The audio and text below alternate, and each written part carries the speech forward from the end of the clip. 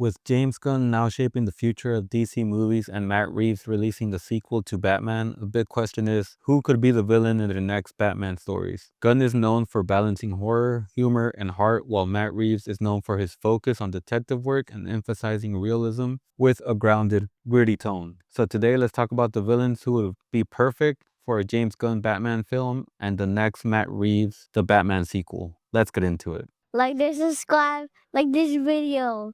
Before I begin, I would like to add that I did not include the Joker considering many people would already be adding the Joker to their list, and I wanted the idea of this video to be a bit more refreshing, so you will not be seeing the Joker on here. For James Gunn's Batman, I got 3 villains in mind. First up, the Batman Who Laughs. This isn't just another villain. This is Bruce Wayne from an alternate universe. In his world, Batman kills the Joker, but a special toxin infects him, merging his mind with the Joker's twisted chaos. Why would he fit in the James Gunn Batman? Because Gunn loves exploring dark, broken versions of heroes, and the Batman Who Laughs is the ultimate dark mirror. He's got Batman's strategy, discipline, and genius, combined with the Joker's madness. Imagine a Gunn-style movie where our Batman faces a version of himself who represents what happens if he ever crosses the line. It's horror, it's tragic, and it's the perfect psychological showdown. Next, Man-Bat, also known as Dr. Kirk Langstrom.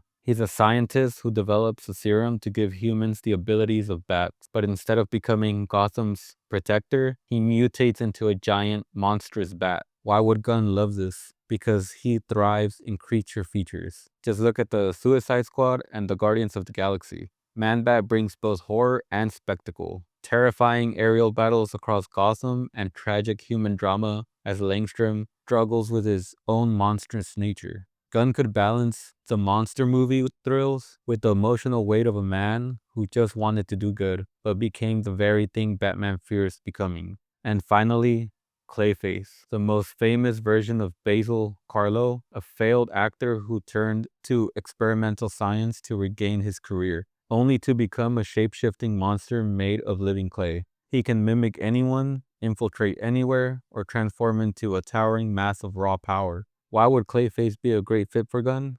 Because he's tragic, theatrical, and visually spectacular.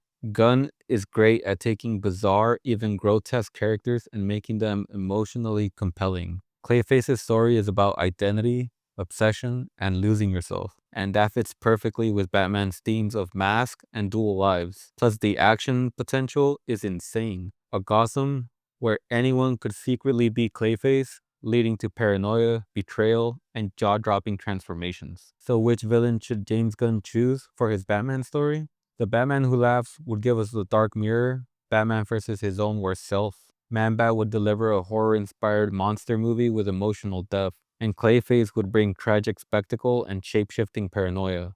Each one has the potential to push Batman and Gunn's filmmaking style to new heights. But what do you think? Which villain would you see in James Gunn's Batman movie? Let me know in the comments. For Matt Reeves' Batman sequel, I came up with 4 villains that could fit his style of movie. First up, Professor Pig. Easily one of the most disturbing villains in Batman's rogues gallery. His real name is Laszlo Valentin, a deranged surgeon who believed the world is broken and must be fixed. How does he fix people? By abducting them, mutilating them, and transforming them into Dolatrons, faceless, mindless servants with doll masks permanently attached. Why would he work in Matt Reeves' Gotham? Because Reeves loves grounded horror. We already saw a Zodiac-inspired Riddler. Pig would take that horror one step further. A twisted true crime serial killer story where Gotham lives in fear of disappearing, only to return as something unrecognizable. He'd turn Gotham into a nightmare straight out of Seven or Silence of the Lambs. Next, Dr. Hugo Strange, one of Batman's oldest foes. Dating all the way back to 1940, he's not flashy, not theatrical, but he's dangerous because of his mind. Strange is a brilliant psychiatrist who becomes obsessed with Batman, studying him until he deduces his secret identity. Why would he work in Reeves' Gotham? Because Strange doesn't just fight Batman physically, he fights him psychologically. He manipulates, experiments, and breaks down the mind.